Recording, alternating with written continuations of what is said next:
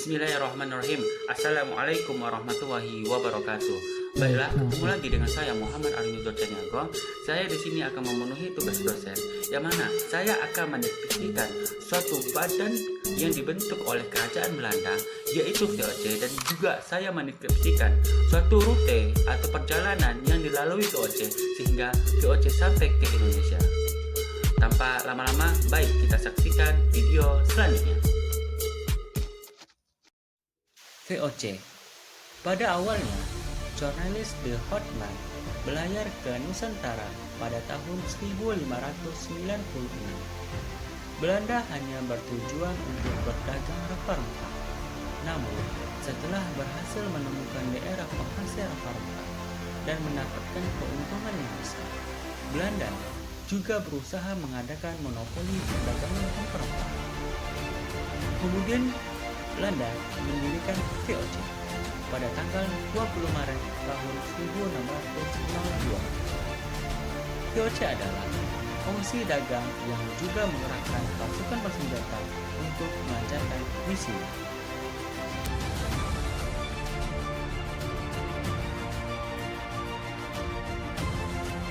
Latar belakang berdirinya VOC. Keberhasilan dari ekspedisi Belanda dalam menemukan daerah penghasil rempah-rempah yang menjadi faktor utama terdorongnya pengusaha-pengusaha Belanda yang lain untuk berdagang di Nusantara. Muncullah suatu persaingan di antara pedagang-pedagang Belanda di Nusantara. Oleh karena itu, Belanda mendirikan VOC atau yang lebih dikenal dengan Persekutuan Maskapai Perdagangan Hindia Timur dan membentuk pemerintahan kolonial Belanda untuk mengatasi persaingan dan memperlancar usahanya.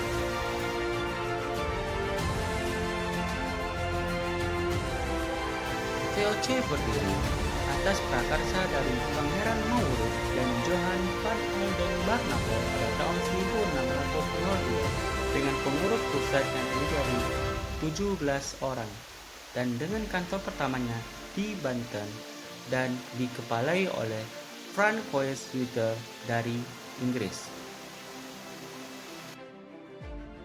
Orang-orang VOC mulai menampakkan sifat yang congkak, kejam, dan ingin menang sendiri. VOC ingin mengeruk keuntungan sebesar-besarnya melalui monopoli perdagangan. Gubernur Jenderal VOC yang pertama yaitu Peter Both pada tahun 1610 sampai 1619. Perubahan sikap itu pertama sekali terjadi pada masa pemerintahan Gubernur Jenderal VOC yang kedua, yaitu Jan Peter John Cohen.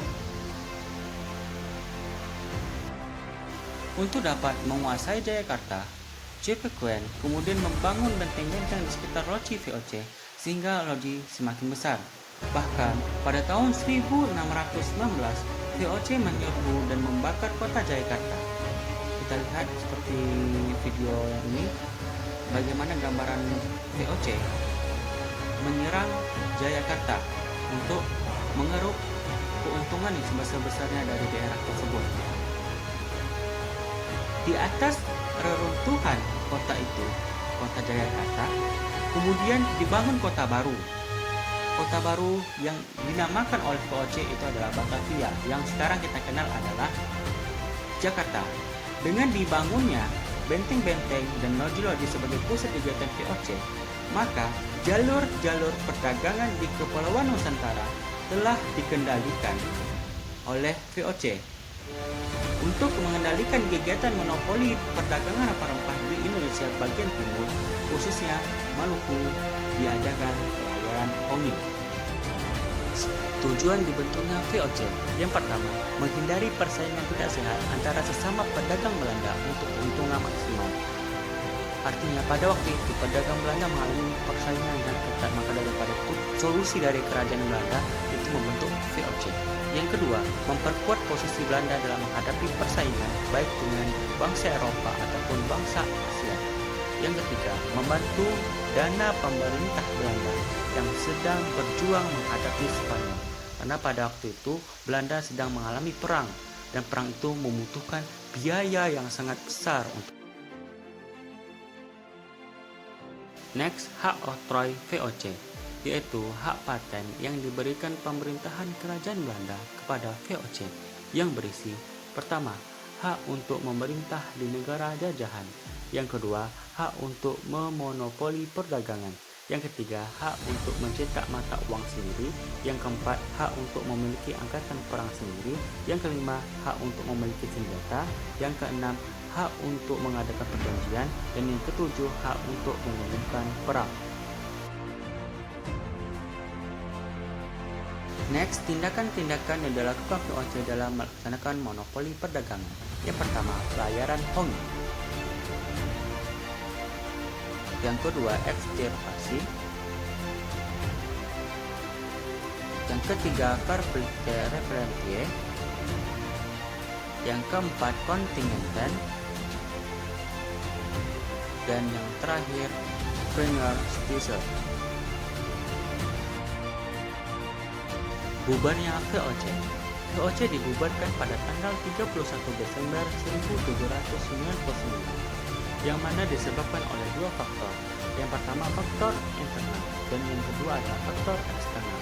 Kalau faktor internal itu disebabkan banyaknya pegawai VOC yang melakukan korupsi. Yang kedua, sulitnya melakukan pengawasan terhadap daerah penguasaan VOC. Yang eksternalnya, yang pertama, melakukan revolusi Perancis. Dan yang kedua, reaksi penentangan oleh rakyat Indonesia terhadap VOC dalam bentuk peperangan yang banyak menyedot pembiayaan dan tenaga.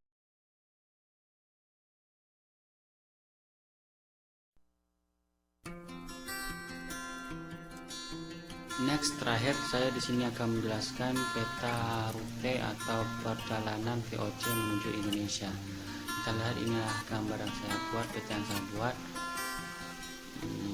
yang merupakan perjalanan VOC. Ini kita lihat, kita deskripsikan perjalanannya. Ini adalah jalur VOC. Awal pertama kali itu dari Belanda, dan para pedagang Belanda atau kolonial Belanda itu menyeberangi laut Samudra Atlantik. Setelah ke Samudra Atlantik, langsung ke Tanjung Harapan Afrika, ke Tanjung Harapan ke Timur Afrika, setelah Timur Afrika ke India ke Selat Melaka, setelah Selat Melaka ke Selat India, barulah sampai ke Malta. Dan inilah perjalanan rute VOC menuju Indonesia. Baik, terima kasih atas perhatiannya. Thank you for watching. Assalamualaikum warahmatullahi wabarakatuh. Kembali lagi dengan saya Muhammad Amin Sukiniago. Alhamdulillah, materi video kita sudah selesai. Semoga ini bermanfaat untuk kalian semua. Dan apabila ada yang ingin disarankan, dikomenkan, mohon disampaikan kepada saya. Untuk mengakhiri video ini, saya berpesan kepada kita semua, kita sama-sama berdoa supaya pandemi dari COVID-19 ini cepat berlalu, dan supaya kita bisa aktivitas seperti yang dulu, kuliah, sholat berjamaah di masjid, ngumpul sama teman-teman, dan ngumpul sama keluarga kita masing-masing. Ingat, ini adalah cobaan dari Allah Subhanahu wa Ta'ala. Tetaplah tegar, tetaplah semangat, dan jangan mengeluh. Jadikan ujian yang Allah berikan ini sebagai ajang tantangan bagi kita untuk meraih ridhonya. Tetaplah di rumah, stay at home, jaga jarak kita dengan manusia lain, dengan orang lain, dan juga ikuti arahan pemerintah. Dan bagi yang muslim, jangan lupa untuk sholat, jangan lupa untuk mengaji, karena segala sesuatu itu hanya Allah yang bisa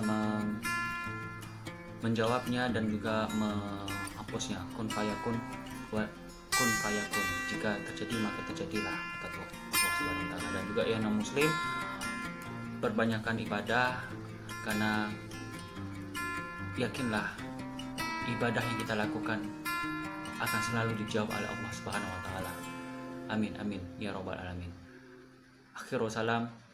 Syukron ya ayuhan nas. Assalamualaikum warahmatullahi wabarakatuh.